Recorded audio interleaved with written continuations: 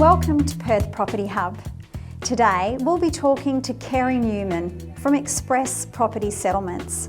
Kerry's been working in the settlements industry since 1981, so she has a wealth of knowledge to share with you. Today's topic will be property inspections and why it's important for you to include those on your purchase contract.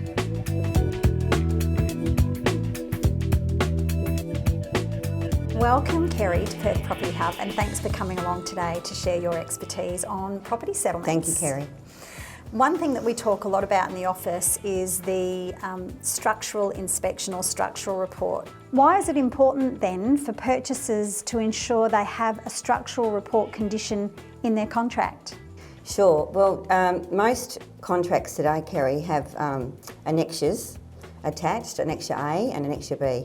Annexure A is normally to do with a structural building inspection, and Annexure B is normally to do with a termite inspection. Okay.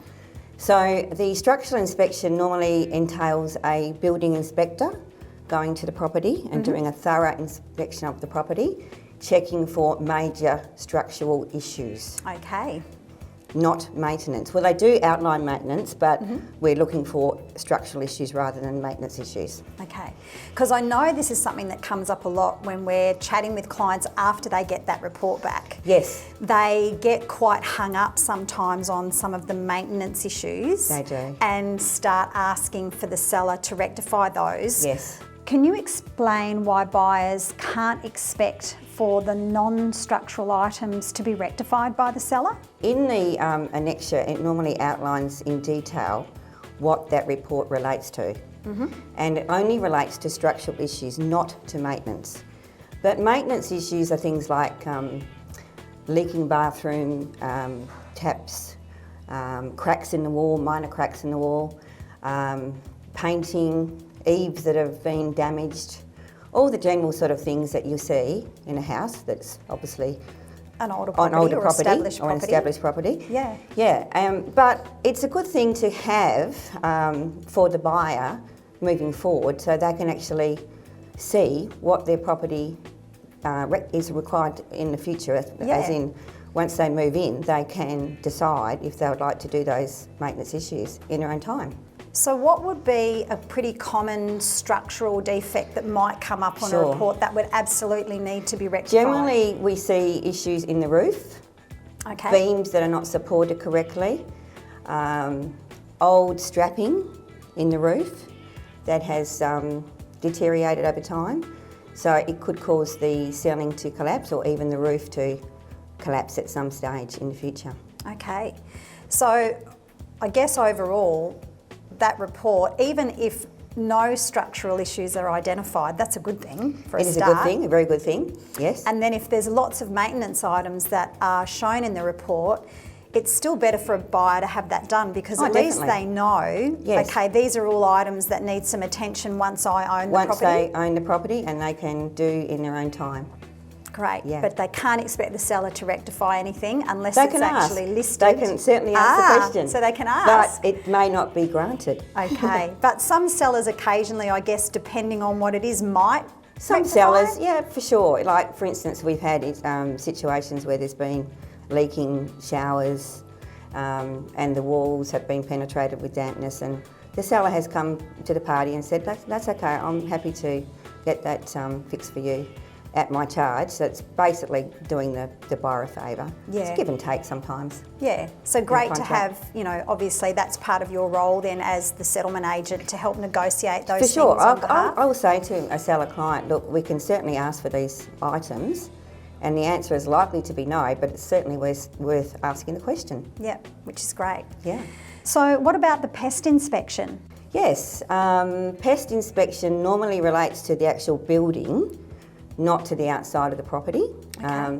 We've actually deal with one agent who has a clause on the offer to say that it covers pest inspections through to 50 metres from the boundary of the house. Okay.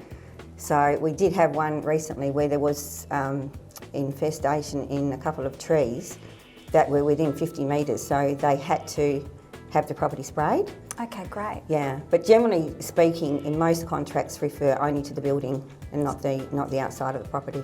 So therefore, if someone identifies in that report that there is termite damage or termite activity Yes. in the building, that needs to be treated.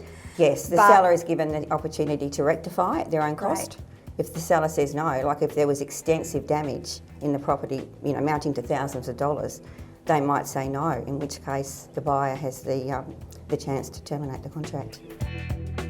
So Kerry, it sounds to me like it's a really good idea for the purchaser and the seller to never use the same settlement agent. That is correct, Kerry, yes. What's the risk if they do? Okay, well, it can happen. For instance, if we have a family transaction, say a mother selling to a sibling or a close family member, we're happy to do settlements acting for both sides on that occasion because there's an unlikely chance that there will be a conflict of interest. Okay. However, if you are acting for both seller and buyer in a normal property transaction, the chances are that you could actually come across a conflict of interest during that time. And it would probably either relate to, as we talked about previously, the structural inspection. Mm-hmm. If there are major issues in the structural, in the property structurally, then, and the seller doesn't wish to rectify, then obviously we've got a conflict of interest immediately. So in that case, who do we act for, the seller or the buyer? Who do we choose? We actually at that point have to let one of them go. Wow. Legally. So then that means that person then has to find someone else Halfway through a transaction. halfway through a transaction. Yeah, exactly. So I often tell my clients when they're buying to make sure that they are not using the same settlement agent Absolutely.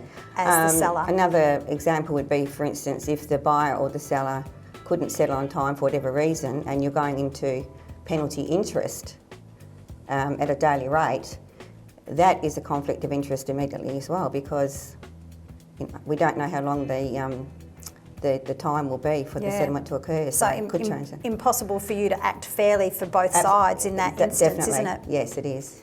So again, this is all part of the process in terms of the service that you offer your clients through that settlement process.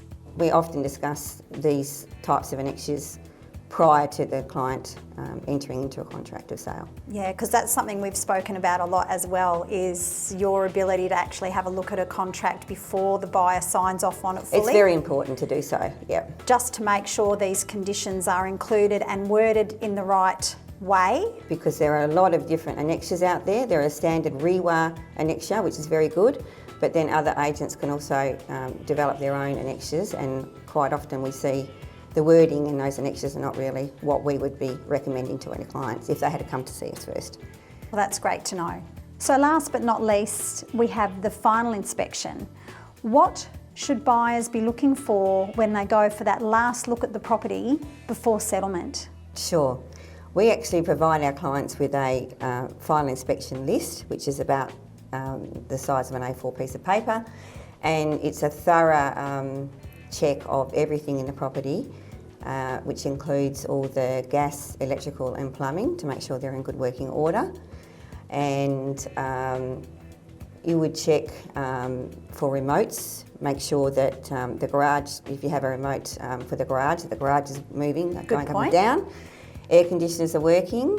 Checking for leaks in basins, toilets, dishwasher, turning dishwashers on, checking it working. Turning the oven on? Turning the oven on, hot plates, air conditioners, hot water systems working order. Everything basically that you need to check to make sure that everything is in good working order. So it's really important that they have enough time to go through the property quite diligently. They need time, and it's important for the real estate agent not to rush the client through in 10 minutes. Clients like to look thoroughly, and they can bring up to 2 people with them as well to a final inspection. You can bring your uncle, your father, or just a support. Your tradie mate. Your tradie maybe to check if you would like. Yes, so that's important to know as well. And the timing around that final inspection, I know sometimes people do them quite a long time before settlement's due. What's kind of the ideal time? There is a time frame in the joint form of general conditions of sale of land 2018, and that time period is 5 business days prior to settlement. Okay. And people can generally work around 1 or 2 days around that time, but that is the time specified in the conditions of sale. And in that conditions, doesn't it say something around when the inspection is meant to be conducted? Between 9 a.m. and 4 p.m, Monday to Friday. Yeah, which doesn't always work. So, like I say, flexibility with the real estate agent and the client is important too. But if the seller insists and wants to go by the book, it is 9 a.m. to 4 p.m, Monday to Friday. So they might have to get a couple of hours off work or Correct, something so they can right. go and take care of that. Yes. That's fantastic. Well, thanks so much, Kerry, for coming a pleasure, and Kerry. sharing your wealth of knowledge and experience. Thank It's you been so really much. valuable, and I'm sure people will really take a lot away from that conversation we've had today. Great, well thank you very much.